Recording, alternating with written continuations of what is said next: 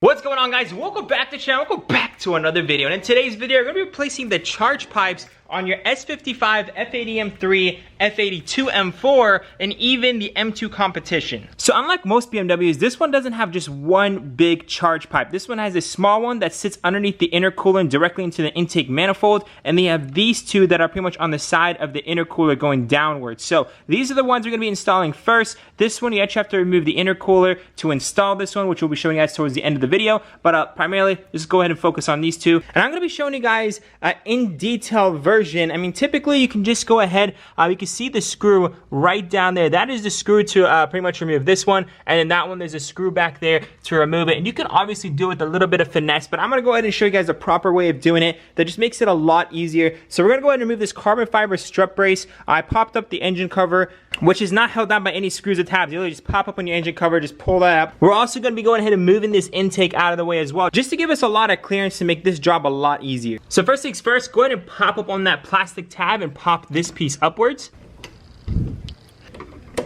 Now that we have this piece removed, you can go ahead and just pretty much take this piece right on out. As easy as that. We're going to do the same thing on this side.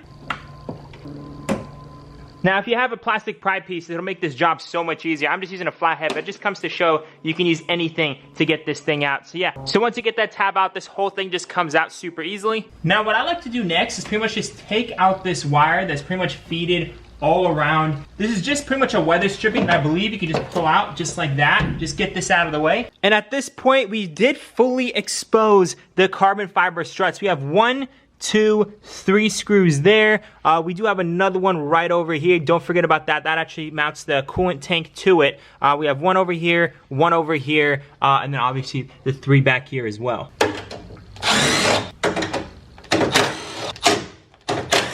Same with the other side. Now we have these two 13 millimeters. 1,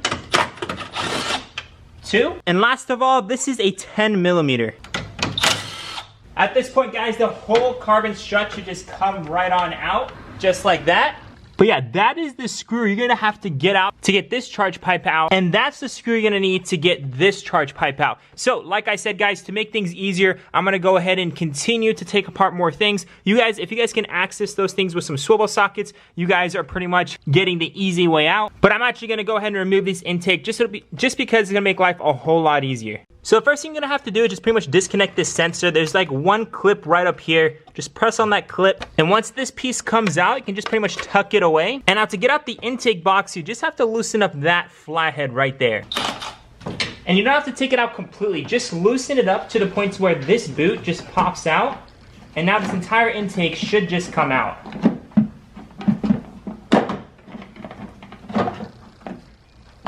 And to remove this intake inlet part, you just have to take out, I believe that's also a 10 millimeter. Once you get that bolt out, this whole thing should just come up pretty easily. And as you guys can see, by taking out the intake and taking out the inlet part right here, look how much easier it is to get out that screw right there and get out that screw right there. So yeah, let's just go ahead and take out those 2 screws right there. So this is the first one. And this one right here, guys, is the second one.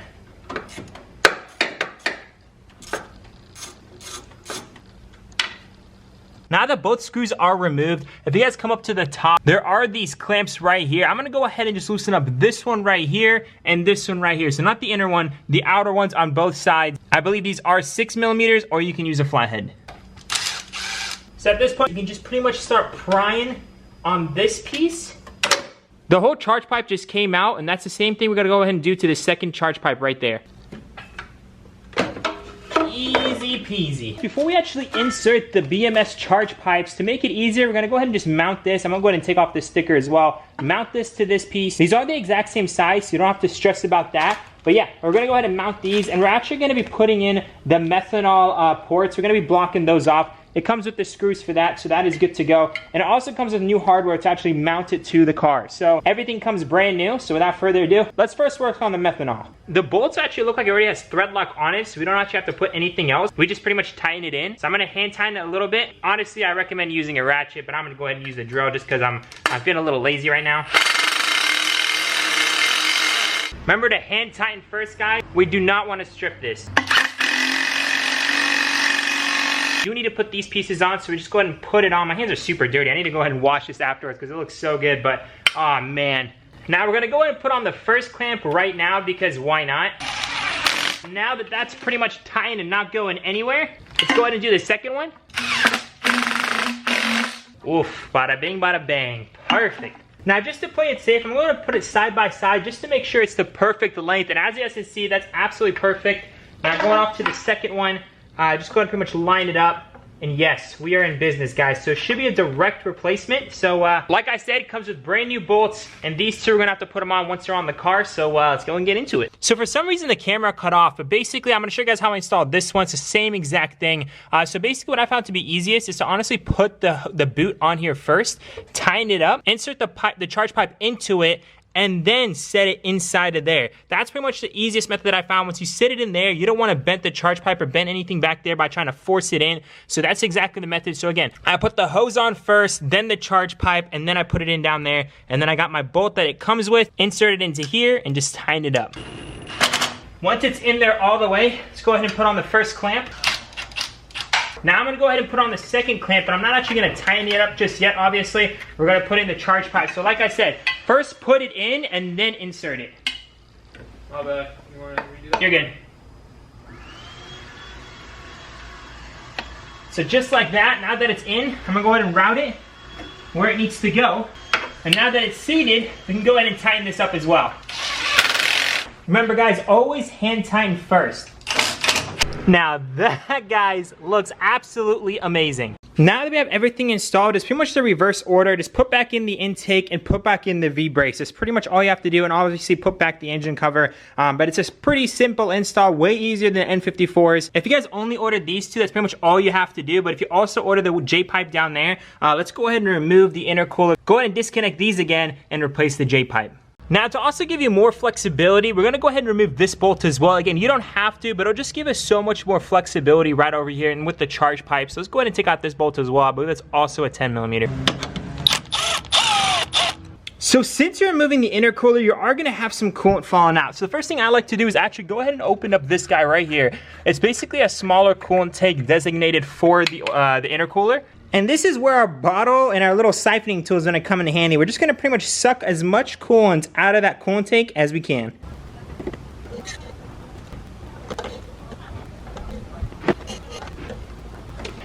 Now in my case, it looks like I've been running a little bit too low on coolant. I'm missing at least, it's saying about eighth of one of these bottles should be in there. So it looks like I was actually very low on coolant, but I didn't get any errors. So looks like I will have to top it off.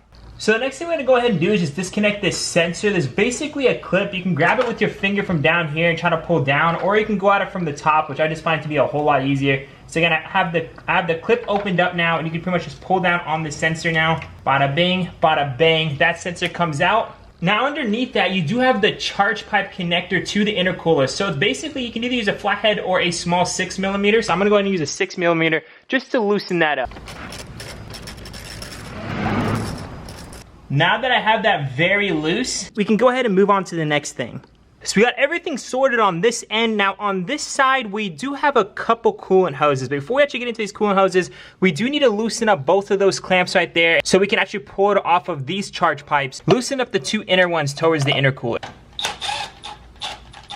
Now that we have all this out of the way, everything here disconnected, now we can get to the coolant lines. Now just to also let you guys know, you do have a couple other things connected to your cooler. This metal bracket is connected to your cooler, and as you can see, there's a little plastic thing attached to it, or at least you would say like this metal hose. This one is disconnected, actually should be connected, but it's disconnected. So I'm just gonna go ahead and leave it disconnected. And actually, as you can see right down there, this piece right here, this little cable should have been connected onto that, which is not. So anyhow, that makes my life a little bit easier. So I can go ahead and skip those two steps. I'm gonna go ahead and disconnect this one first. Make sure you have a rag down here so the coolant doesn't spill everywhere. Make sure to do this when your car is actually cool. My car is a little warm, and that's why I'm actually wearing some glasses. So be safe, guys. Don't do what I'm doing. Make sure you only do this when your car is completely cool. So yeah, like I said, I'm gonna go ahead and just put a rag down here. It doesn't really matter what orientation, as long as, you know, the coolant doesn't start flying everywhere. Now, as soon as I pull this out, I'm actually gonna cap the top. And what I'm gonna actually use for this is I just cut off a piece of the glove, basically where the fingers are. I'm gonna go ahead and put that on there, and if that's not strong enough to stay on, I do have some zip ties to hold that on there, and just make sure the coolant doesn't come out. I'm gonna do the same one to the bottom one down here. Yeah, let's go ahead and just remove this first hose. So we can go ahead and just remove the clip. Thankfully, no coolant has spilled, so yep, that one is good. And we can go ahead and just put on this little thing I just made up with a glove. Actually, that worked perfectly. Yeah, just use a glove, guys. This will prevent any coolant from spilling out. So now that that's out of the way, this is the second one we're gonna be working on right here, guys. So again, just put a rag right below it. Go ahead and disconnect it. And this one might have a little bit of coolant still connected to it. Might actually be easier if you actually remove the engine cover. But it still comes out, a little bit of coolant came out, nothing too crazy. So now that we have this one disconnected, this one capped off and disconnected, the last one's gonna be this one. This one's probably the one that's gonna have coolant, if there's any at all. So expect some coolant to spill out. If none, that's a good sign for you, but it also means you need to top off your coolant. So let's go ahead and disconnect that and cap it off the same way I did with this one. Go ahead and just pull up on the pin, just like that. And go ahead and just pull this off. Yeah, thankfully not much coolant did come out, so that does make our lives a whole lot easier. So at this point, I'm gonna go ahead and move the rag out of the way and just cap this one as well. Now this is the moment, guys, where we're pretty much just gonna be using a little bit of finesse to move it out of the way. We have both the hoses capped off, so coolant shouldn't be flowing everywhere.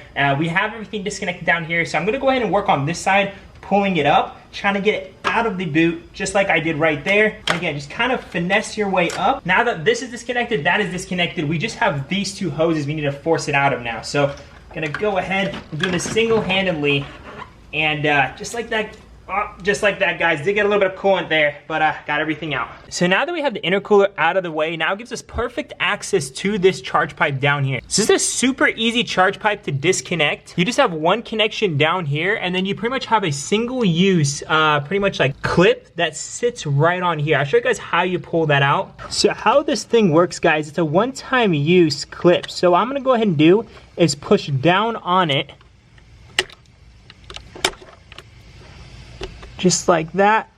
Come on. Pull. Yep, just like that. Once I pulled it out, now I'm just gonna use some pliers and just pull on. Oh, actually, I think I just pulled that by hand. Come on. Come on. Let's go. Let's go. There we go, big boys. All right, actually, that was very easy. So yeah, once you have this out, guys, at this point, we can take out the J-pipe. It should be nothing special. Just push down on it. Bada bing, bada bang. Okay, that's awesome. That is very easy, very nice. Oh man, definitely gonna be nice to upgrade this, and at the same time, I'm gonna be doing the intercooler as well. So yeah, that's all it takes to take it out. Now, it's a little bit different to install the new one. So this is the final charge pipe to install. This is their J pipe. Now, in comparison, it does look a little bit smaller, but that's mainly because it's missing this, and at the same time, we're not using this mechanism portion. We're actually gonna be using the same clips like every other BMW, and they do include the gaskets. You're gonna put in a new gasket, the clip, and then if you don't have a methanol kit, like it is right over here, you can go ahead and just cap it off, and if you ever do want to go methanol one day and go crazy, you do have the option for that, so that's super nice. I'm gonna go ahead and cap it off myself. So yeah, like I said, guys, the first thing I'm gonna go ahead and do is just cap this off. First, hand tying it just a little bit. Again, I recommend using manual tools, but I'm gonna go ahead and just use an impact. Now that that piece is installed, I'm gonna go ahead and put the new O-ring in. You can pretty much just set it inside. I don't think there's anything special to it, but make sure you put it in the right lip. I'll show you guys once I actually get it in there. But yeah, I'm just gonna keep feeding it in, keep feeding it in, keep feeding it in, and there you go. That, let me just double check real quick. Yep, it's seated perfectly. So that is where it needs to be sitting. It actually has a perfect indentation for it. There's a few other indentations, but this one's like perfectly seated for it, guys. As for these, we will need to reuse this little clamp right here. So let's go ahead and just pull this bad boy out. Now you could go ahead and put this and sell it online. I'm actually just gonna go ahead and save this just in case I need to go stock for any reason. Now the J-pipe sits something like this. So once it's installed, it's gonna sit somewhere like this. So I'm actually gonna have the Burger Tuning logo facing this way because I think it's gonna look super good. Now that that's seated, I'm gonna go ahead and put this right around it and just tighten it up.